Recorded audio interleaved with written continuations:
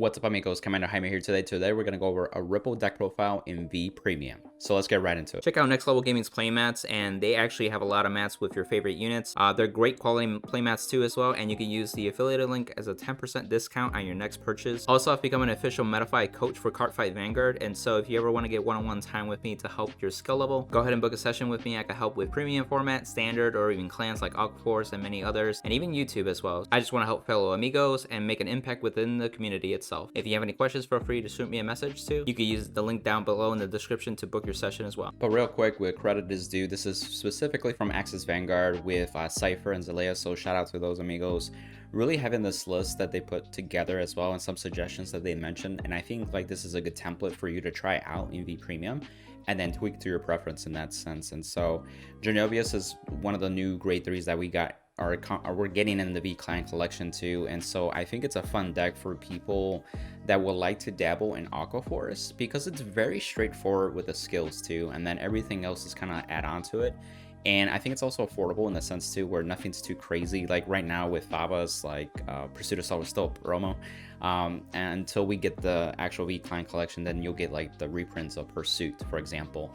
And then Maelstrom, of course, you have like the OG that hasn't been reprinted, so that's already like 20, 25 plus, maybe 30, I don't know, depending on who you buy it from. So without further ado, let's dive into more of the deck list itself. So you want 4 Genovius, and really with Genovius, again, it has a Soul Blast skill during the main phase where you can check the top 5, call something. That's really big. So it's a straightforward skill where you can start building a board. You can get some of the key pieces that I'll highlight more in depth. And to go along with that skill is the second one, is that when it attacks, if there's no front row stand units, you can actually counter blast 1, restand one of your rear guards, and then if you are 4 damage or more, you restand all of them. And then of course, if you have Pathroth in the Soul, the grade 2, then all of them get plus 5k too. Now plus 5k too works regardless if you're 4 damage or not, so keep mindful of that, and that actually makes numbers too. So this is super helpful when getting more attacks, having some pressure. It's very straightforward Aqua Force in general, and I think this is one of the reasons that as a beginner or somebody that would just like a fun simple deck, this is the one to go. And going into the Riptide, so this card Riptide, I know the list is Japanese, but they didn't have like the ripples in the English deck log, but bear with me. This is basically, it cannot attack until it's the 4th battle or more, but it's due to the second skill, and it's because on attack it'll get 20k, so it'll become a 32k beater. And with the power up with Genovius, you can restand it and it becomes 37k. So that actually makes some threatening numbers. And so the key pattern that you want to do is that you want to make sure you get to the 4th battle with Riptide. Then Genovius can be the 5th battle to restand the Riptide, and then the 6th battle can be Riptide and any other units that you may have standing or yet to restand the whole field, right? It's very powerful. It's almost similar to the Naval Gazer deck where you can take advantage again with Riptide, getting to that 4th battle. And really the grade 2s over here are more on the right side. We have Pathroth. This helps with getting Genovius. On attack, you can Soul Blast, check the top 7 for Genovius and add it to your hand, and then at the end of the battle, if this was in the rearguard circle, this will go into Soul. So this replenishes the Soul if it's on rearguard circle, but it loses itself, but you get a Genovius potentially. It's not guaranteed, so be mindful of that. You could potentially just whiff, especially if we have the grade 1 that also helps you get Genoviuses or Pathroth. So if you already have Genoviuses in your hand, the likelihood of hitting with this card might be just less in general. All right, so just be mindful of that regard too, because you do want to moderate some Soul in this deck because we do have some other cards that use Soul. The second skill is where if it was restood by a card ability, this gets plus 5k into the battle. So this is really nice because if you put this on an Excel circle, it's already 14k. Then restanding by itself and then the power up with Genovius makes it a 24k hitter by itself. So this already hits over a trigger threshold, which is really nice and appreciative in that sense too. So you can have like a it's not like necessarily a beater, but in the sense it's like it's a unit that you can rely that hits over. And then if you have this on a rear guard column and have a booster, you're definitely gonna hit over for sure. Onto the other grade 2s, we have Terrific Coil. This is where essentially this restands on the 1st battle that it attacks by using a Soul Blast. The second skill, it gives itself plus 5k and by any restanding ability on this unit. So you can see this unit being 14k, and then if it's an XL2 circle, it'll be 19k, demanding 10k shield. But then with the power up with Genovius, it could start hitting 24k as well. So this helps that synergy getting to that 4th battle easily for Riptide. So this is one of the key cards that you want. And it really just depends on the resources that you have available, because another card would be algos, right? So it's the same thing attacking on the first battle to restand, but it's a counterblast. And the second skill is more of a Vanguard skill, so if you do right this and you miss the path route, for example, on Vanguard, then this can help you like a more aggressive grade 2 turn if you want it to be in the sense too. And so that's why we play like 4 and 4, just to have the maximum consistency of having that restand. There will be the first and second battle, then you can throw down a dummy rear guard that can be anything for the third battle, then finally Riptide can attack, and then you got Genovius, and then you got Riptide again. So you have 6 attacks that can go in that pattern. As you go to your turn 4 and re-ride and beyond, you'll get more Excel circles, you'll be getting more attacks, and then if you're 4 damage or more, even more attacks in that sense. So it just really scales well. And you always want to fall back to a key card with Coral Soul. It, you know, for many reasons. One, it refills the soul because it goes into the soul after 4 battles in the turn. And then the second part is also that it becomes a beater. It gets plus 15k if there's other 4 other rest of units in general too. So this could be one of those key cards that can attack right before Genovius' go procs, and then you restand this, whether it be the only unit or the full board. And then again, with the last few remaining attacks, this will be attacked, so you get the benefit of the plus 50k again. So it's one of your beaters that you can rely outside of Riptide. And going into the grade 1s, you want to play Force Tutorial. This is when it's placed on Vanguard. You can check the top 7 for Genovius or Pathrob. So you get a higher consistency rate of hitting, especially when you start the game, which is super helpful. And the way I look at it to, like comparing it to G era, remember back in Limit Break era, the ride chains themselves were helpful to keep the ride chain intact, like going from 1, 2, and 3. It helped you not be in grade stuck, and it was so big back then because we didn't have G assist. Like for real, if you miss the grade and there's no G assist, like you're screwed.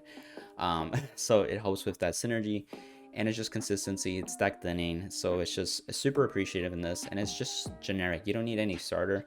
In fact, if you want, you can write the V starter and do the search first and then the draw from the starter, so that way you don't want to accidentally draw into a Pathrob or Genovius, and then now you have less likelihood to hit another one.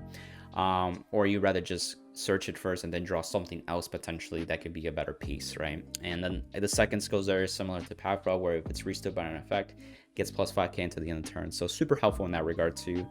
And going into the rest of the grade 1s, we have Wheel Sword over here. This helps be another right target too, where if it's rolled upon on the grade 2 turn, you can counterblast, draw a card, call something, and this can call Riptide. And it does not specify grade, it's superior calls. So if you do Riptide, and you can do 4 attacks, such as like with a terrific coil on the rear guard, and if you have an Algos on the rear guard or on the Vanguard, you can get to those 4 attacks. And if you pair it up with a second wheel assault, then that can swap units and get you multiple attacks. So you can be aggressive early on in grade 2 and potentially seal the deal on turn 3. So that's one of those key aggressive plays that you can do. But other than that, it can help promote attacks in the grade 3 Genovius turn, where you can get more like beaters to attack before Genovius does his thing. So it's just a nice card, and it doesn't use a counterblast or a soul blast. And another card that helps with the consistency is Nicholas. So when it's placed, Vanguard or Rearguard, it's another good right target too. You can check the top 7 for an Algos and add it to your hand, and it gets plus 3k onto the end of the turn. So this becomes an 11k booster hitter. This helps in the early game too if you want to be more aggressive. This hits over 10k grade 2s too. This could be just a booster in general. If you put it behind Riptide, this actually makes like that 32 plus 11 makes 43. That doesn't count any power boosts from Genovius or Excel circles, so it makes magic numbers in certain cases too.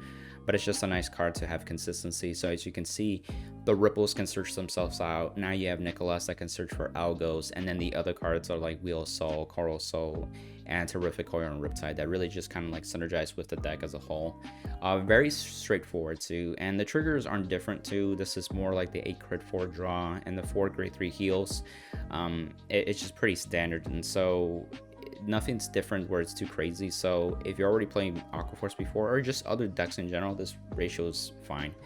There is the other way of getting front triggers too. I feel like it's kind of awkward because throughout the game, if you're attacking, a crit's always going to be beneficial, like 9 times out of 10, you know, unless you're like trying not to give damage to somebody. But then this falls in the same category as a front trigger, where front triggers are helpful when you go aggressive and somewhat defensively too, but at the same time you want the power to hit a Rearguard or a Vanguard, and it's most beneficial when the Vanguard attacks first and you have standing Rearguards left. And so with the Genovias, if you only can restand one, then only one really gets the benefit if you want to get the restand. If you don't need to do a restand skill at all, then I can see maybe attacking Genovias first, but then you're just kind of banking on that. Where Aqua Force, you kind of hope, like, consistently you want to hit with the smaller attacks first because they're safer to hit. They're guaranteed to at least rip a card or do a damage, and then you start building up into the middle, and then eventually the last part will be like bigger attacks, so that way you hit over triggers in case they were damage check. And so that's why it's just one of those things, like, front triggers seem okay. I just appreciate crits more, but it's just an idea that I want to mention. So if you guys want to experiment, you're more than welcome to. And so that's really it. And again, kudos to Axis Vanguard, specifically Cypher and Zaleas too, and some of the other people that chimed in too. There are other alternatives. I know that a couple people, and even Navataro from Force of the Ashen, had recommended Blue Wings with the Ripple cards too. So that's another avenue to try out.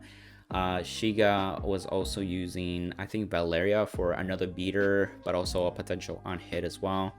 And it's just phenomenal on some of the cards you can use. I know Godsman was using Propulsion Dragon in the Grade 1 lineups to get more attacks, so you can even mess with that.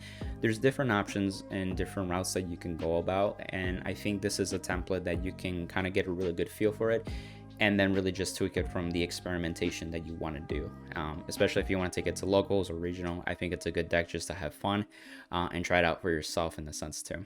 Also, if you want to level up your gaming, check out Nex LvL Gaming with their playmats. Use the affiliated link for 10% discount as well on your next purchase. And then also, if you shop through 50 Card Shop for the new bundles, especially for this collection coming out, use the code Jaime to save 5% on your next purchase. And then also, if you support through TCG Player, use the affiliate link also to support the channel. Any support just helps in that regard too. And if you felt this video was of value, feel free to share it to another card fighter, whether it be Aqua Force or interested in Ripples. Or remember, this is V Premium, so this is not the premium stuff where, you know, you have a Flash Ripple Odysseus like running amok in that sense too. In this point of recording, the Japanese list was shown and it wasn't affected to Ripples, but you're still yet to see the English as well, so we don't know what's to come in that example, but we'll see what happens, right? Comment down below, what do you think about Ripples and V Premium? I'd love to hear your thoughts, your suggestions too. I'm sure other players will see that valuable as well. And again, if you haven't subscribed and hit that bell for instant notifications for more future content. On to the next one, amigos. Bye!